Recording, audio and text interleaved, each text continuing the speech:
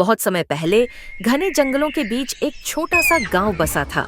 गांव वाले शांतिपूर्ण जीवन जीते थे, लेकिन सूर्य ढलते ही सब अपने घरों में कैद हो जाते थे।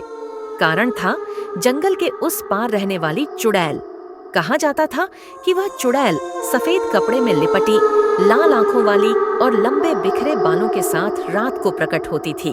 उसकी परछाई देखने मात्र से इंसान बीमार पड़ जाता और उसकी आवाज सुनकर लोग पैंट में ही सूसू कर लेते और कोई कोई तो बेहोश हो जाता था। चुड़ैल रोज आधी रात को गांव में आता और किसी न किसी के घर से जानवर उठा के ले जाता और उसे मार कर खा जाता।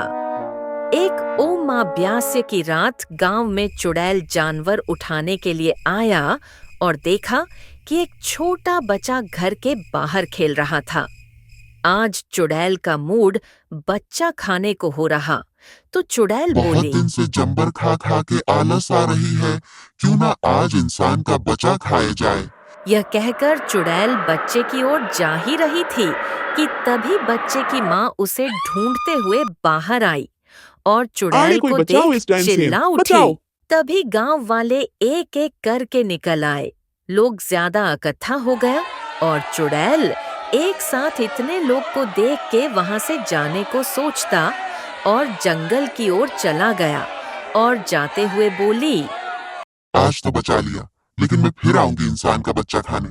और चुड़ैल हंसने लगी। चुड़ैल की चीखें गूंजती रहीं और पूरा जंगल से चुड़ैल की चीखें आ रही थीं। उस रात को गांव वाले डर गए पूरी तरह से, लेकिन बच्चा को बच्चा लिया।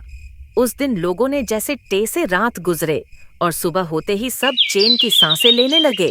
लेकिन लोग फिर भी डर के साए में जी रहे थे कि कब रात हो जाए। लेकिन उसी गांव में अर्जुन नाम का एक बहादुर युवक था। उसने ठान लिया कि इस आतंक का अंत करेगा। अपनी दादी से उसने सुना था कि चुड़ैल की शक्ति पीपल के पेड़ के नीचे घड़ी एक काली मटकी से आती है। अगर उस मटकी को तोड़ दिया तो चुड़ैल भी मार जाएगी। अगली रात अर्जुन हाथ में दीपक और मंत्रों से भरी एक पोटली लेकर जंगल की ओर निकला। जैसे ही वह चुड़ैल के ठिकाने तक पहुंचा, हवा तेज हो गई, पेड़ हिलने लगे और अचानक वह चुड़ैल प्रकट हुई। उसकी हंसी से पूरा जंगल कांप उठा।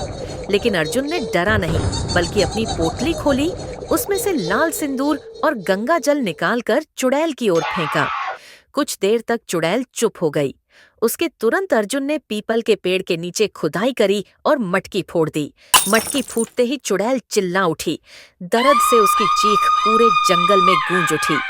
जमीन फट गई और जहां वह खड़ी थी वहां धुएं का गुब्बार उठकर धीरे धीरे खत्म हो गया और चुड़ैल खत्म हो गई।